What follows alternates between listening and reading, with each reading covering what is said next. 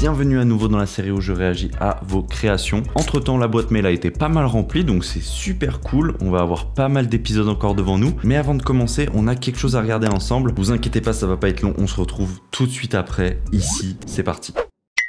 Avant toute chose, on doit unboxer ça. Donc, comment ça s'est passé? Ça même moi je comprends pas. Alors c'est très simple. BenQ m'a contacté. Donc déjà, ok. Ils m'ont proposé de m'envoyer leur dernier écran optimisé pour les graphistes, pour les motion designers et compagnie. Donc vraiment targeté pour le design. Donc on va tout simplement l'utiliser dans cette vidéo où je réagis à vos créations et on va voir ce que ça donne. Déjà, j'ai aucune place chez moi, donc c'est terrible. Et vous pouvez admirer ma magnifique moquette verte. Ah, c'est bon, ça m'a saoulé. Oh là là, c'est la catastrophe. Oh là là là là.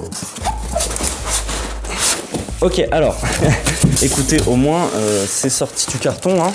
C'est la pire expérience unboxing de tout YouTube. 27 pouces, c'est grand, hein. On va pas se mentir. Moi aussi, mon écran principal, c'est un 27 pouces. Là, c'est un écran 2K. Oh, j'aime quand c'est aussi simple. Donc déjà, lui, ça dégage, hein. Oh la poussière. Je pense que pour le besoin de la vidéo, je vais mettre mon écran 4K en écran secondaire et je vais mettre le BenQ en écran principal pour voir si vraiment si j'utilise dans des conditions normales, je le kiffe ou pas. Déjà, premier avantage que je vois par rapport à mon écran 4K, c'est qu'il s'incline un petit peu n'importe comment. Donc c'est... En fait, le problème c'est que je ne vois rien. Comment on l'allume? En bas, il y a un bouton, ça doit être lui. Ah je l'ai pas branché. Abruti. Le double screen est finalement installé, donc ça fait plaisir. On va voir comment ça se passe. Retour à la vidéo. Premier projet qui nous a été envoyé par Alimawork. On commence tranquillement avec de la mise en page, tranquillement avec du print. Il s'agit d'un livre de 278 pages autour de la série Friends. Je vois ce que c'est, je connais un peu les délires de Friends, mais je n'ai jamais regardé la série de façon sérieuse. C'est en fait un livre qui, à chaque page, montre l'apparition de l'ardoise magique. Pour les connaisseurs et connaisseuses de Friends, vous savez de quoi il s'agit, moi je ne comprends rien. Ceci étant dit, le design est plutôt cool et ce qui est vachement stylé, c'est que il a dit que ça lui a permis d'apprendre pas mal de choses en composition. Je vous mets aussi à l'écran les photos qu'il m'a envoyées parce que oui, c'est un objet réel qu'il a vraiment fait imprimer, donc je trouve ça assez cool. Le format c'est A5. La particularité de tout ça, c'est que il le vend pour 15 € sur son shop. Pour ceux qui kiffent l'objet et l'idée, voilà, c'est le moment de se le procurer, je pense. Et quand on regarde sur son Instagram, on voit en général un style un peu plus orienté print, orienté édition. S'il est capable de sortir déjà un truc comme ça, je pense que la suite, ça peut réserver que du bon. Donc voilà, moi j'ai lâché mon follow, pas de problème. Kachikapoum. Flovisme qui nous a envoyé son projet qui a été le plus partagé sur les réseaux, des jeux typographiques autour de l'album Calf de Damso. Chaque son, il lui a donné sa petite ambiance, sa petite typographie, réussi à rendre la Comic Sans plutôt stylée. Non, franchement, des gros jeux typographiques là-dessus. Flovisme que j'ai vu passer plusieurs fois dans mon feed déjà, et je me rappelle pourquoi. Quand tu regardes un petit peu ce qu'il est capable de faire, son feed Instagram, de manière générale, il me parle. Parce qu'encore une fois, le but de cette série, vraiment, c'est plus de vous donner de l'inspi, de la motivation. Avec un peu de travail, tout le monde est capable d'y arriver. Et c'est l'exemple typique. Il s'est posé, il a kiffé l'album de Damso, il a fait une typo pour chaque son, il a posté ça un peu de manière un peu originale sur les réseaux. Le tweet a explosé, ça motive. Franchement, quelqu'un à garder dans le viseur, que ce soit sur Twitter ou sur Instagram, il faut évidemment le follow. Et on enchaîne, on reste un peu dans le même délire. Alex.crec, des jeux typographiques vraiment très sympas. Je me suis un peu baladé sur son Instagram et je vois que il fait littéralement de la belle compo aussi, genre de la belle mise en page. Je crois que c'est la Circa si je me trompe pas, la typo. Elle est vraiment stylée en print. En fait, c'est des gens que je vois passer déjà dans mon feed Twitter ou Insta et en fait, ils m'envoient le mail et puis ça me rappelle le fait que je les follow et en fait, c'est bien. Ce qu'ils font et donc ça mérite juste tout simplement d'avoir un peu plus de visibilité. Là je le follow et je me dis la suite ne peut être que meilleure. Le prochain projet, Alex, qui nous fait un projet pour Fanta, de la photomanipulation. C'est assez impressionnant ce qu'il est capable de faire. Je l'avais déjà vu sur Twitter. Encore une fois, c'est vraiment des trucs que je vois et c'est trop marrant de vous retrouver dans ma boîte mail. C'était censé être une campagne de pub pour Fanta. Donc c'est cool parce qu'il y a un mood board, donc un peu ce qu'il veut être capable de réussir. Et ensuite, il met toutes les images qu'il a utilisées pour sa photomanipulation. Ça, c'est ultra satisfaisant à regarder. Moi, je trouve ça impressionnant de savoir mixer autant d'images ensemble et de rendre la finalité ultra cohérente. Là, tu vois, la finalité du truc est plutôt insane. Et similaire dans les projets sur son compte, j'ai vu celui de G-Fuel. Là, il met toutes les ressources qu'il a utilisées tranquillement. Et là, encore une fois, donc là, trop bien, il les a mis l'un à côté de l'autre. Quand c'est bien fait comme ça, moi, ça me parle énormément. Donc, gros GG à toi, hein, je lâche mon plus gros like. Allez follow Alex sur Behance. Kachikaboom. Nous enchaînons sur du motion. Yes, enfin, Mathieu H, aka Unshine FX, nous propose une vidéo excellente que, encore une fois, j'ai vu passer dans mon feed littéralement. Ah oui, dans la dernière vidéo de création, j'avais pas changé le son d'une musique et j'avais fait confiance à YouTube sur leur bot. Et c'est une fois que la vidéo a été mise en ligne que j'ai été démonétisé. Donc, grave chiant. Je vais malheureusement pas mettre votre musique officielle et donc on perd votre sound design. Donc, c'est ça qui est dommage. Donc, c'est vraiment pour ça que je vous conseille, avec le lien dans la description, regardez le projet avec le vrai son parce que ça change tout, vraiment. Ah, c'est stylé!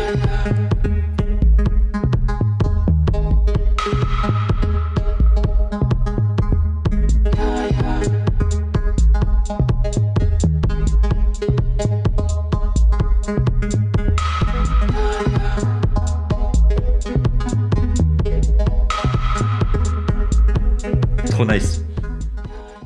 Trop nice. Je vous ai même pas introduit le projet, mais bon, je pense que c'est assez parlant. Gros travail surtout en composition et en esthétique. Beaucoup de technique aussi, ça c'est sûr. C'est-à-dire qu'il est pas juste fort en technique, il sait aussi comment nous présenter ces différents plans. Ouais, quand c'est splitté en trois, c'est trop cool. Il y a beaucoup de choses à voir. Le plan d'introduction est super stylé, vraiment. La simulation de tissu est vraiment très nice. Là, on est vraiment sur une vidéo expérimentale, grand public. Tu vois ce que je veux dire? Tu comprends pas tout ce qui se passe, mais tu viens de voir un truc qui est beau, qui est cool, qui est frais, qui est coloré. On dirait que je suis un client relou en mode j'aimerais un truc dynamique, moderne et coloré s'il vous plaît. Ça mérite vraiment d'être vu et aller sur son Behance, Mathieu H. Tout ce qu'il fait a l'air super cool.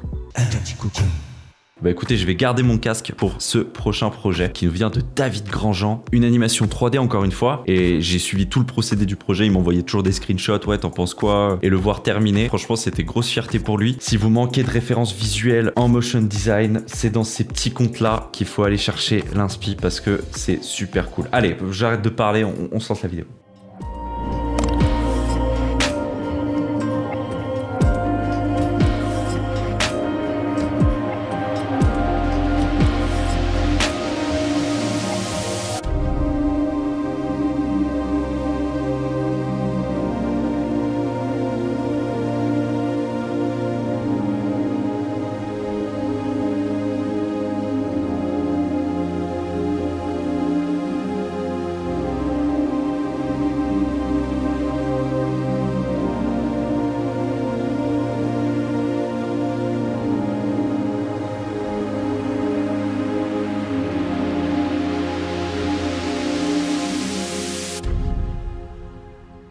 Pas.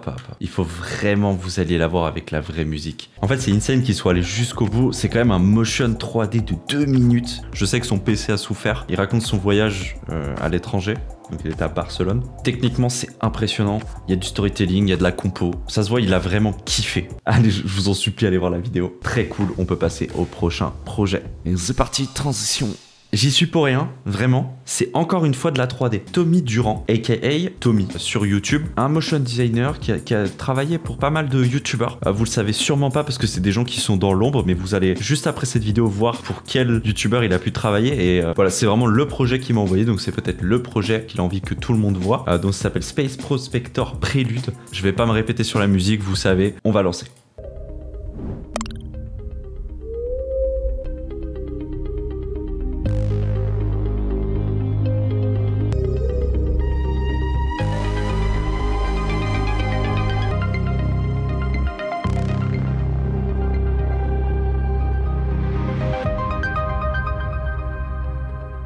Putain, le nombre de détails, c'est impressionnant, mais gros GG. Et ce qui est vraiment stylé avec Tommy, c'est que vous le savez sûrement pas. Il est par exemple le créateur de l'outro de Joyka. Pour ceux qui connaissent cet outro, bah, c'est lui le créateur. Il a aussi fait le générique de Micode, 2000 abonnés, il fait du taf excellent. Si jamais vous avez besoin de motion design, c'est là aussi qu'il faut aller toquer. Hein. Il y a du monde en vrai en motion design, c'est juste qu'on les connaît pas. Donc encore une fois, gros GG à toi, c'était impressionnant.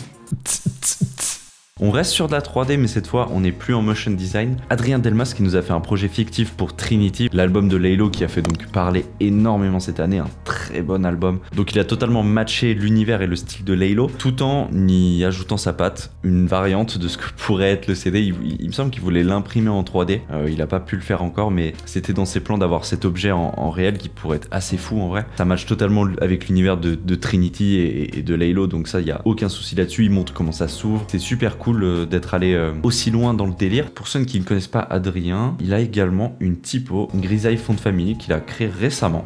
Comme on l'a vu dans le dernier épisode où je réagis à vos créations, c'est quand même énormément de taf, une typographie. Voilà, en tout cas, sa fonte est disponible pour les gens qui sont amoureux de typographie sur Type Department. Grisaille, voilà, 28 € la graisse et la famille entière, elle est à 150 €. Donc voilà, c'était vraiment juste pour lui faire sa petite pub tranquillou. Nous passons maintenant dans un tout autre univers, ça fait pas de mal. Nous sommes chez Punchy Lucy, qui est une illustratrice freelance et qui a attiré mon attention avec son style graphique qui est vraiment intéressant, notamment avec ses stickers. Le style d'Ilu m'a totalement parlé. Je sais pas pourquoi, c'est vraiment le genre de truc que j'arrive à imaginer sur des t-shirts, sur des stickers, sur des affiches. Ça fonctionne partout. Et elle a également un shop où elle vend par exemple ses stickers, bah voilà, 4 €, d'autres stickers, des posters. Elle est apparemment ouverte pour n'importe quel projet. Donc les gens à la recherche de ce style d'illustration pour leur branding ou peut-être, je sais pas, pour quelle que soit la demande, si ce style vous parle, et ben allez la contacter, Punchy Lucy. J'ai lâché mon abonnement, j'ai lâché mes likes, continue comme ça, c'est stylé. On termine cette vidéo avec le dernier projet. Encore une fois, désolé si vous n'êtes pas passé dans cette vidéo. J'ai encore énormément de mails à ouvrir, donc votre chance n'est pas réduite à néant. Il y a encore la possibilité que je tombe sur vous. Comme je l'ai déjà dit dans la précédente vidéo, vraiment j'ouvre les mails à la suite, comme ça il n'y a pas de jaloux. On termine avec Studio Contre-Courant, aka CC.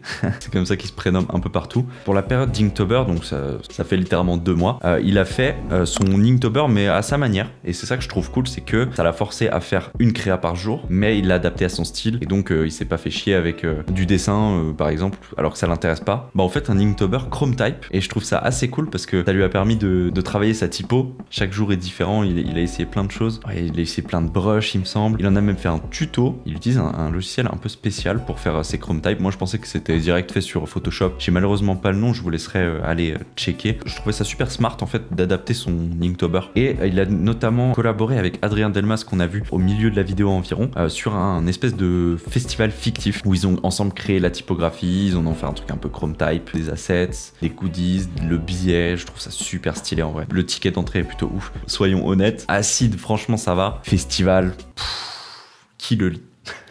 Qui le lit ici là, vraiment? Donc pour revenir sur l'écran BenQ qui m'a été envoyé très gentiment, merci encore. Pour l'utilisation que j'en fais, cet écran n'a aucun défaut. 27 pouces, amplement suffisant pour travailler. Des bords fins, donc ça fait plaisir, hein. Ça c'est esthétique, mais ça fait toujours plaisir. On est quand même sur un écran qui target les designers, donc ce qui est important pour nous, de 1, l'ergonomie, et de 2, les couleurs. Donc les couleurs sont au top, elles sont à 100% accurate grâce à une technologie qu'ils appellent AQ Color. Je préfère préciser qu'il n'y a pas d'argent en jeu. Ils me l'ont envoyé, ils m'ont juste dit, tu l'essayes en vidéo, tu nous donnes ton avis honnête. Un truc qui peut faire plaisir aux gens, c'est que c'est une dalle mat, pas de reflets relous avec la lumière, etc. Donc ça c'est nickel. Pour qui est fait cet écran? Pour les graphistes, ceux qui veulent faire du montage vidéo, globalement du design. L'autre point insane, c'est de pouvoir le rotate à ta guise. Pour la vidéo, je l'ai utilisé en principal, mais là c'est plus lui, puisque l'utilisation personnelle que je vais en faire, c'est ça.